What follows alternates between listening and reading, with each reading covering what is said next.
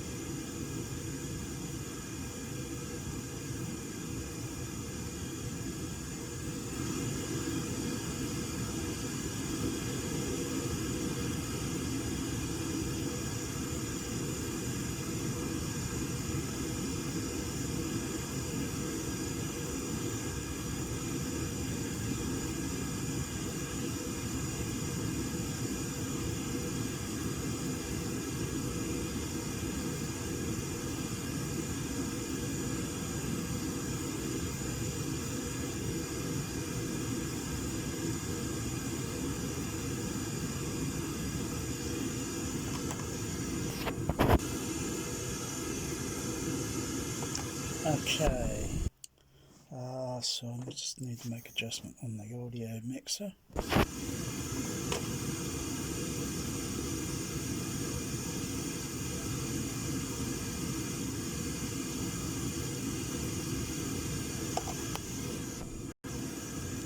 Okay, adjusted the preference on the on this side, so I'm monitoring a specific output on the audio mixer with the pan pot set to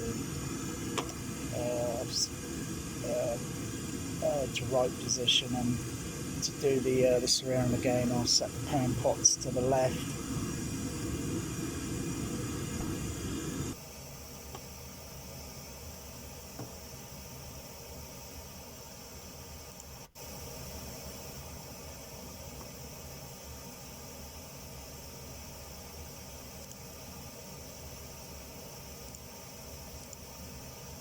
So that's set to the left.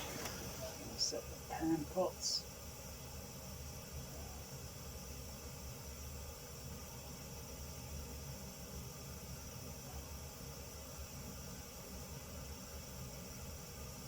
Turn the slider faders up. Should be there. Bingo. And put the center back on.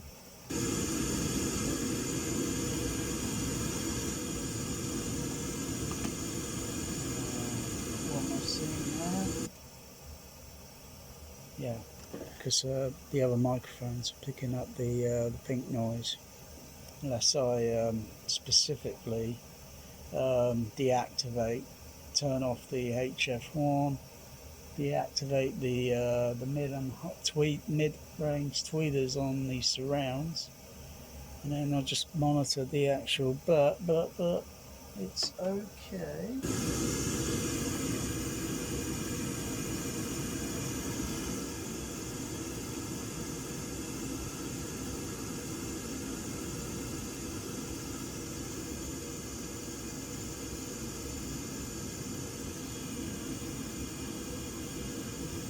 But there is difference in the crossover.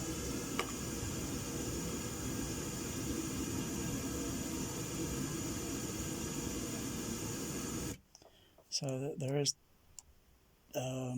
differences in the crossover slopes with the surrounds.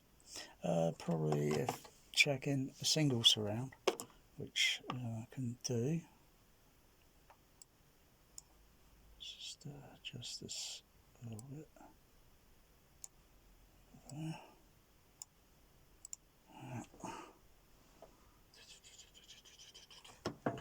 It's back on.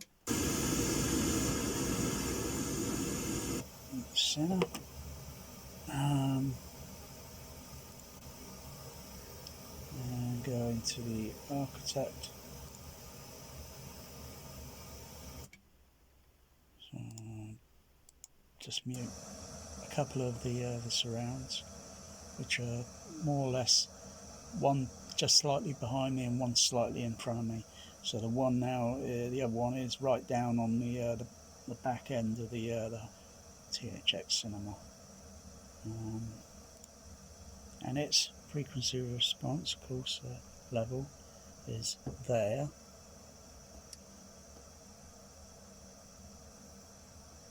Which is more or less, yeah. Other ways I can do this. I can measure if I wanted to do that, I could do that. I could connect the passive crossover up, so I can take a direct frequency sweep of the actual LF of the passive crossover, the base LF, and then one for the mid-range and then one for the tweeter, and then I can see where their frequency, and then add them all and then put them all on the overlays, and I can see where they are starting off at and then rolling off at, as well as comparing with all the other passive crossovers in the B chain, which is very complex and will take me a few days to do all that.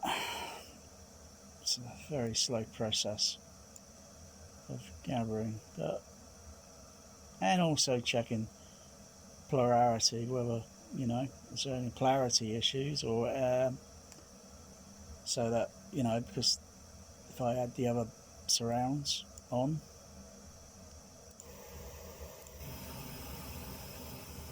the signal goes up, and that's okay. If I reverse the polarity on one speaker, the signal drops, subtracts, and then sum it back up, so I know that's correct. But then it's checking individually the mid-range and the tweeter to see if they have the same, and checking with two microphones, one on the bass drive, one on the mid-range, and do they add up or if they are like that, then one of the drivers are reverse polarity, probably during maybe manufacturing and miswiring on the soldering on the wiring, and the wrong wire is connected, so to speak. But when the signal goes up, then it has to be correct.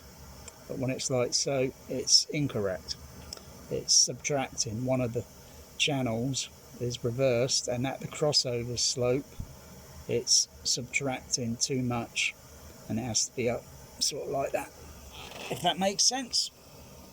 Other ways checking is with a 1.5 volt battery. You can check to see whether you've got forward polarity on the base driver, which go forward on plus when the terminals are connected, plus to plus, minus to minus, and then check again with the mid-range. Does the mid-range driver move forward slightly, or does it go back? If it goes forward, then it's correct. Checking tweeters is very difficult because you need some very good light on it and the angle of what you're looking at, and then you can just see a tiny kind of movement, kind of like boop, going up forward. Reverse the polarity, and you kind of don't see it kind of going forward too much, but it is possible, but you need a very good eye and some light. But simple way, now again, put microphone on the mid-range driver and one on the tweeter. If the signal's like that, then one of the drivers is reversed, so it must be the tweeter. But if the tweeter says it looks correct, because they're on the rounds, they got a spade that only goes in one, that only clips in one way on the terminals. With the other ones, it's just they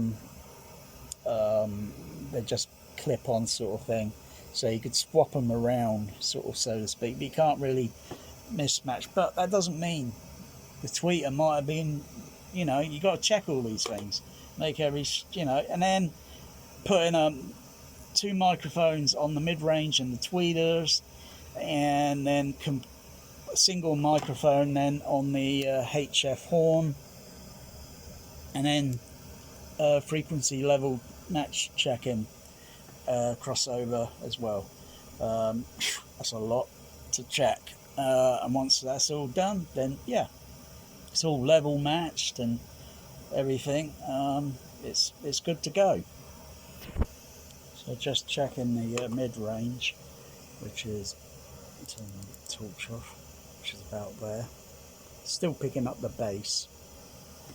That's why everything's got to be done separately, but it looks okay because I can see a nice smoothness going, and then going up to the mid-range, because the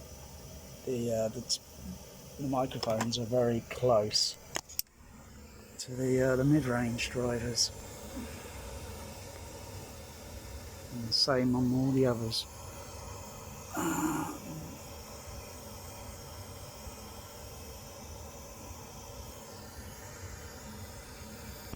So if I reverse polarity, you see signal going down.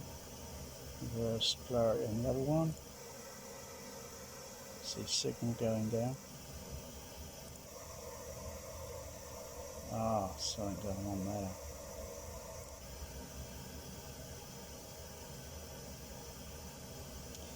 Yeah.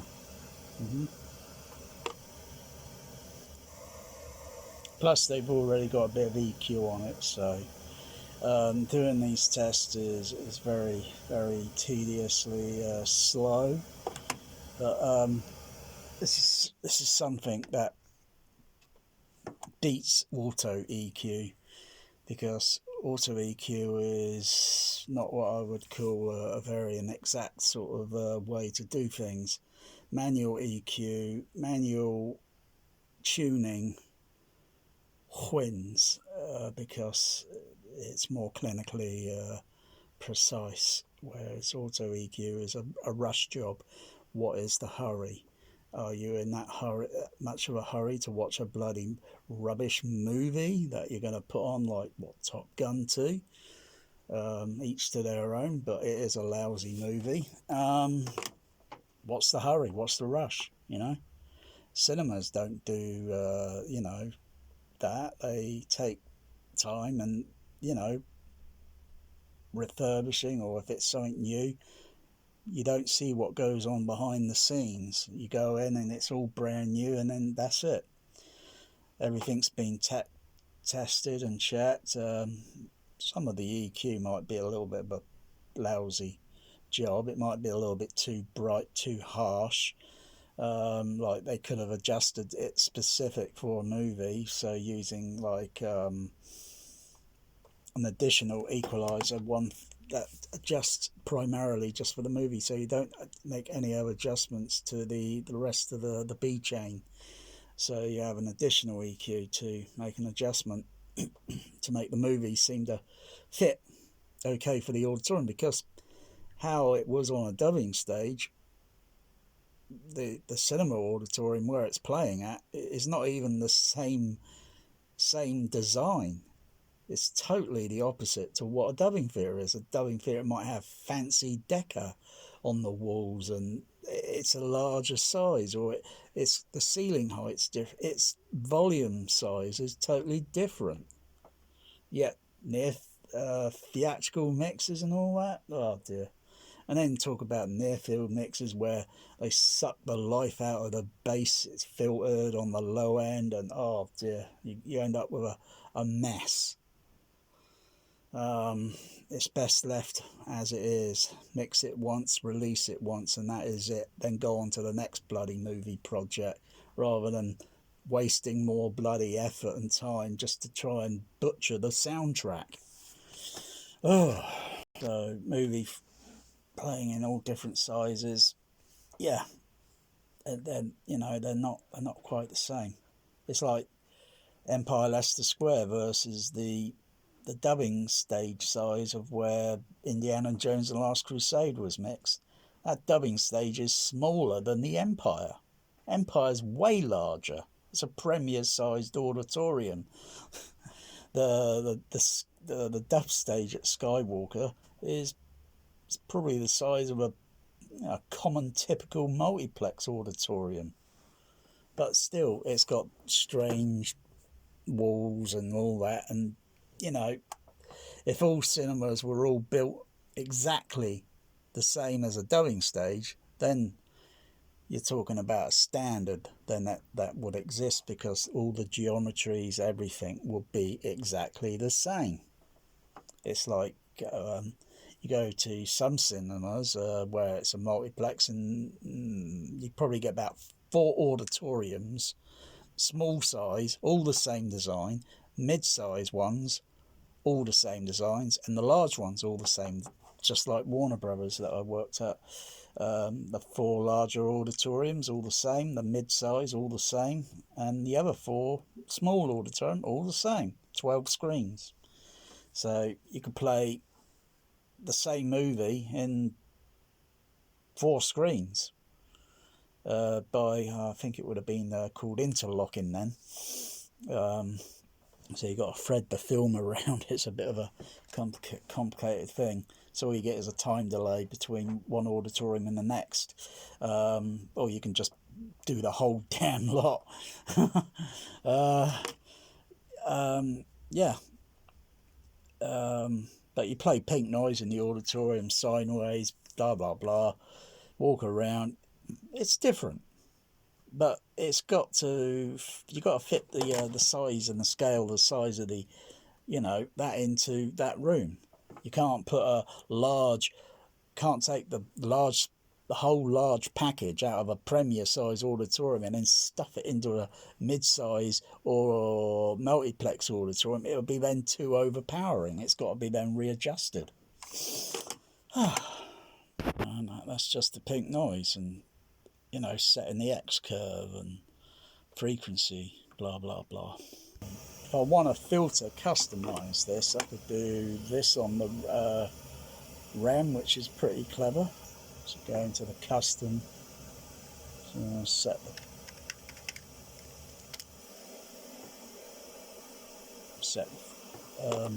it at 200 hertz, so it's not picking up much bass. because generally the crossover slope I think is about 600 hertz or so on the JBL 8330s. It's about I think it's about 600 and about 4 or 5 kilohertz or something, maybe 3 kilohertz for the tweeter, where it takes over. So yeah, that's okay. I'll look at that. Compare the mid-range on the, or compare the HF1. From up there, there's HF.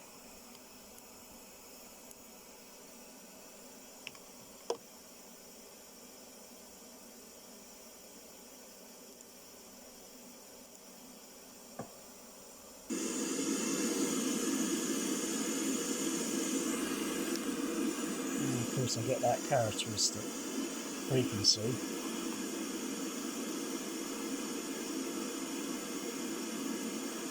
So it's kind of weighing everything up and analysing and checking.